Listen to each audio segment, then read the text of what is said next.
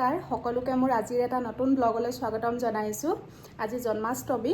এতিয়া ৰাতিপুৱাৰ পৰা মানে ব্লগটো আৰম্ভ কৰিম বুলি ভাবিছিলোঁ, কিন্তু ইমান কাম নহয়। আজি তাতে ৰুমি বাইদেউ অহা নাই। ঘৰ হাৰা মোচা চাফ চফাই এইবোৰ কৰি থাকোঁতে মানে বহুত সময় গ'ল, আৰু মানে ভিডিঅ' কৰি কাম কৰিলে মানে বহুত দেৰি হৈ যায়। সেইটো কাৰণে কামখিনি কৰি ল'লোঁ। কৰি এতিয়া গাটো ধুই সেৱা ভাগ কৰিবলৈ লৈছোঁ গোটেইখিনি। এয়া মায়ে পায়স বনাইছিলে, পায়স অকণমান আমাৰ নামঘৰত আগবঢ়াই দি লওঁ, ভোগ অকণমান। তাৰপিছতে আকৌ বাকী পূজাখিনি কৰিম। আৰু এতিয়া মই হেৰি কৰি আহিছোঁহে গাটো ধুই। বাকী আৰু মায়ে কৰিলে আমাৰ নামঘৰত গোটেইখিনি চাফ চফাই কৰি মেলি চাকিও জ্বলালে। এতিয়া সেইখিনি আগবঢ়াই দি ময়ো সেৱা ভাগ কৰি বাকী ভগৱানৰ হেৰিখিনি কৰোঁ। আৰু গোটেইখিনি মানে ইমান বেছি নিয়ম নীতি গোটেইখিনি বিধি সকলোবোৰ মই নাজানো, কিন্তু মানে যিখিনি জানো যিমানকণ জানো সেইখিনি মানে মই কৰিম। আৰু এতিয়া সেয়াই ব্লগটো আৰম্ভ কৰিছোঁ, চাই থাকিব আপোনালোকে একেবাৰে শেষৰলৈকে। আজি দিনটো কি কৰোঁ জন্মাষ্টমীৰ দিনাখন সকলোখিনি আপোনালোকক দেখাই গৈ থাকিম। আশা কৰিছোঁ আপোনালোকে চাই ভাল পাব, চাই থাকিব দেই, আৰু মৰম দিব ব্লগবিলাকত আগুৱাই যাবলৈ আপোনালোকে সঁহাৰি জনাব দেই। এতিয়া মই সেৱা ভাগ কৰি লওঁ। ইহঁতিও আজি ঘৰতে আছে, এওঁ আছে। আজি আকৌ বতৰ বহুত ধুনীয়া, মানে একদম বৰষুণৰ বতৰ। বাকী দেখাই আছোঁ ৰ'ব। আৰু আমাৰ নামঘৰতো আজি মানে হেৰি আইসকলে আৰু ভকতসকলে গোটেইবোৰে নাম ধৰিব, তাৰপিছতে জন্মাষ্টমী পাতিব মানে ধুনীয়াকৈ। আৰু সেই তালৈও যাম মানে মই, গধূলি কৰিব সেয়া। এতিয়া ঘৰত আজি দিনটো হেৰিখিনি নিয়ম নীতিখিনি মই কৰি লওঁ, দেখাই থাকিম আপোনালোকক। ইফালে নামঘৰতো ভোগকণ আগবঢ়াই দিলোঁ। চাকি মায়ে জ্বলাই থৈছিলে, ধূপডাল জ্বলাই সেৱা ভাগ কৰিলোঁ।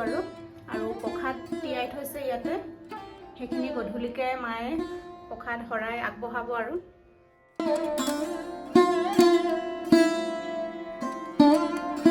আসনখন মই এইখিনি ঠাইতে পাতিছোঁ, আৰু এতিয়া ভগৱানৰ নাম লৈ বিধিখিনি কৰিবলৈ আৰম্ভ কৰিবলৈ লৈছোঁ।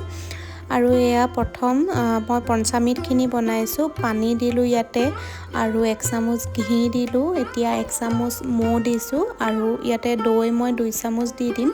গাখীৰ দিব লাগিব অলপমান ইয়াতে।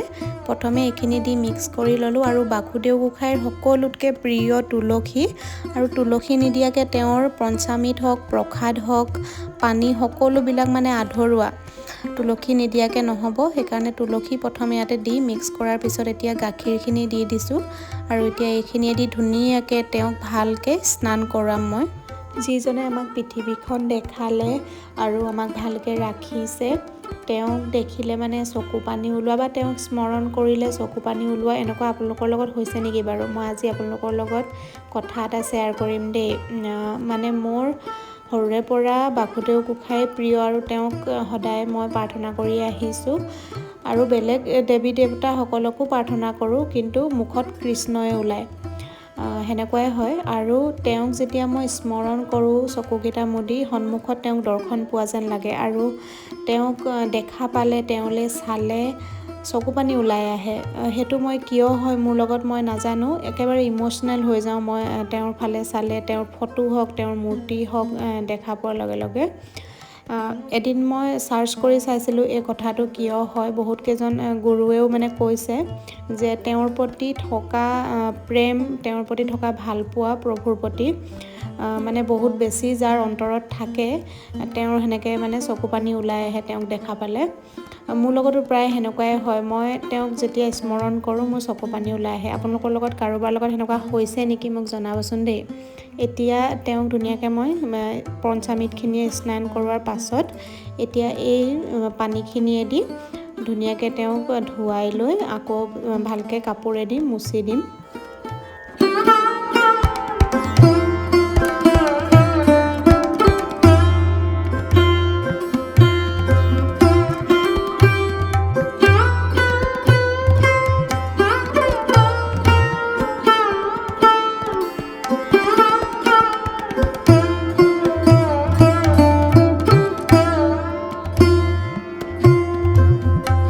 গণেশ বাবা যিহেতু প্ৰথম পূজনীয়, সেইকাৰণে গণেশ বাবাক প্ৰথমতে আসনত বহুৱাই ল'লোঁ।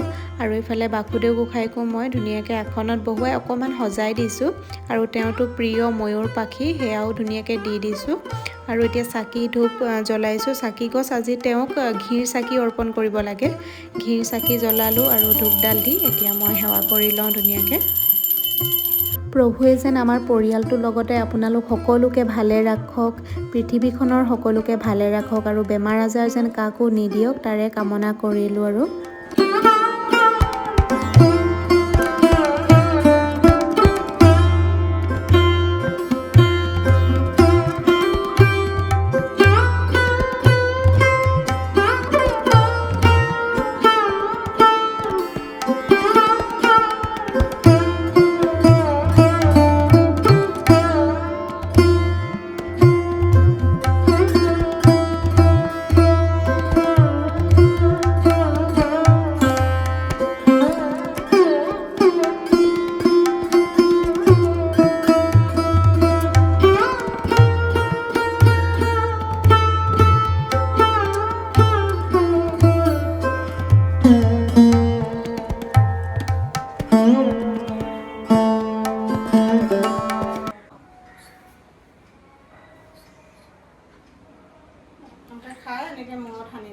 এইফালে এতিয়া সোণকণহঁতেও সেৱা কৰিলে। বাসুদেৱ গোসাঁইক যোনখিনি পঞ্চামৃতেদি মই স্নান কৰাইছিলোঁ সেইখিনি এতিয়া আমি ঘৰৰ সকলোৱে অকণমান গ্ৰহণ কৰিব লাগে, তাকে এতিয়া মই চবকে এয়া দি লৈছোঁ। হৈ গ'ল মোৰ সেৱা কৰা, তেওঁক ধুনীয়াকৈ আসনত বহুৱাই সেৱা কৰিলোঁ আৰু এতিয়া এয়া পায়স খাই লওঁ, জহা চাউলৰ পায়স এয়া খাই লওঁ এতিয়া। তাৰপিছতে ভাত বনাম আৰু ভাত বনাবলৈ সময় আছে বাৰু, নিৰামিষ বনাম আজি, দালি চব্জি তেনেকৈ। আৰু বতৰটো ইমানেই ধুনীয়া, মানে বৰষুণৰ বতৰ, মানে পুৰা বতৰ ধুনীয়া আৰু। কি কৈছে মায়ে?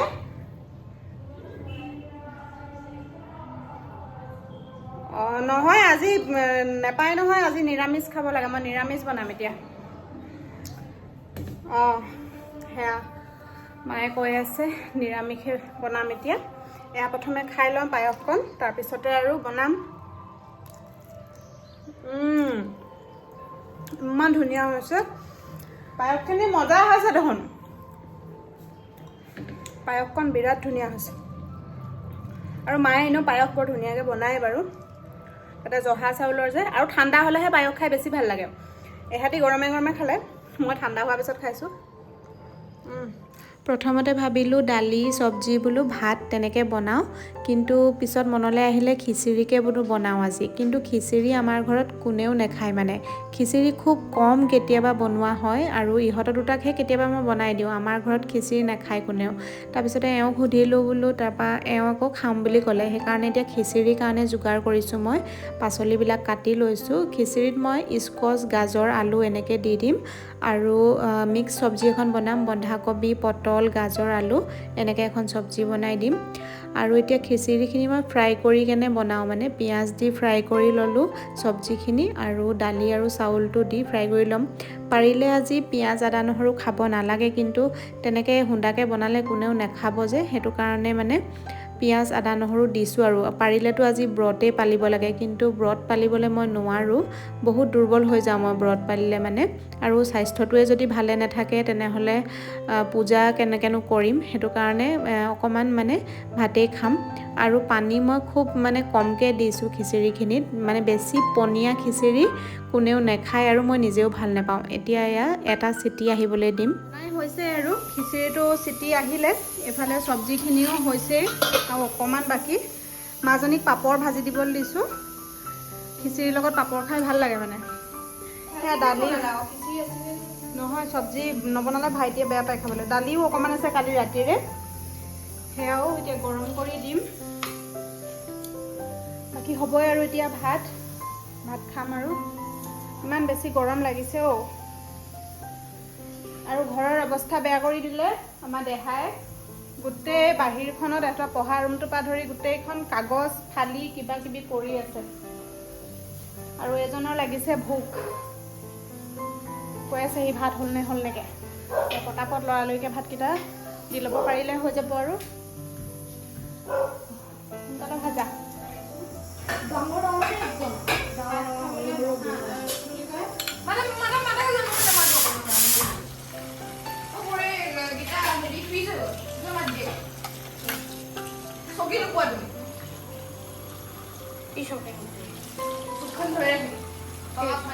ঠিক আছে, মই চাইডত বহিব।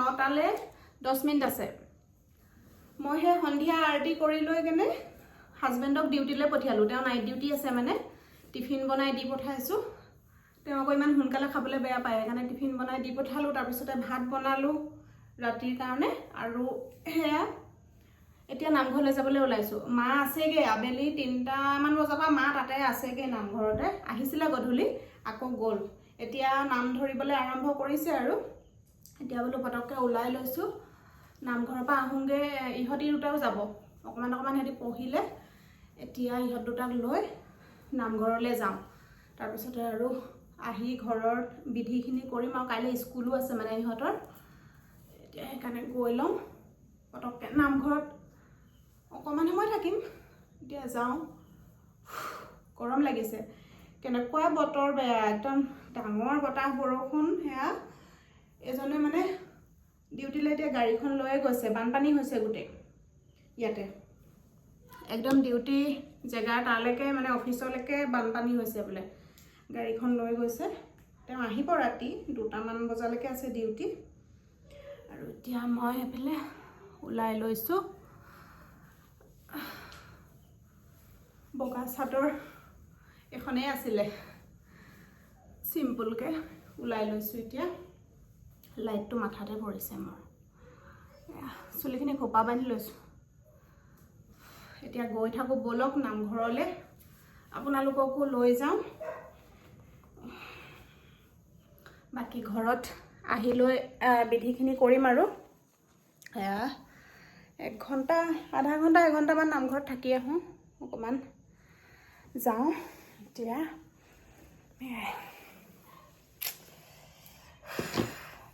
গৰম লাগিছে বলা ভাইটি আহা আহি থাকা দেহা লাহে লাহে যোৱা আহিছো ওলাই চাৰ্লিয়ে উৎপাত কৰি আছে পুৰা আমি কবালৈ ওলাই আহিলে হি মানে একদম পুৰা উৎপাত কৰে আৰু নাম ধৰি আছে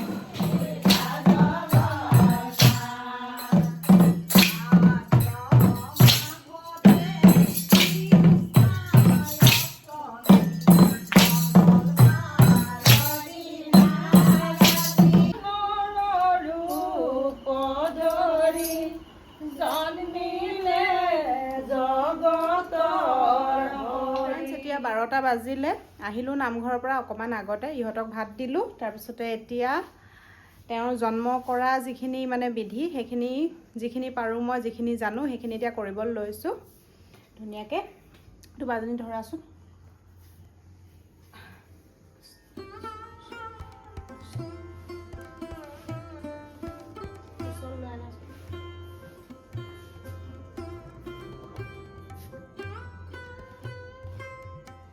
নাকাটিছে দেখোন তুমি কুকুম্বৰটো কিয় কাটিছা এইটো কুকুম্বৰটো মানে শ্ৰীকৃষ্ণ ভগৱান জন্ম হ'ল নহয় এতিয়া কুকুম্বৰটো এই চিক্কাটোৱেদি এনেকৈ কাটি দিলে মানে সেইটো মানে তেওঁ নাৰী কটা হ'ল হৈ গ'ল এইটো মানে তেওঁৰ নাড়ীটো কাটি দিয়া হ'ল এতিয়া চিক্কাটো থৈ দিম তাৰপৰা এই কুকুম্বাৰটো প্ৰসাদ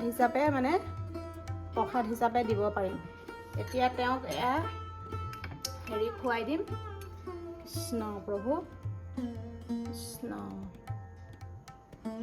কৃষ্ণ গ্ৰহণ কৰিবা প্ৰভু ঈশ্বৰ এনেকৈ 3 বাৰ দিব লাগে তেওঁ কৃষ্ণ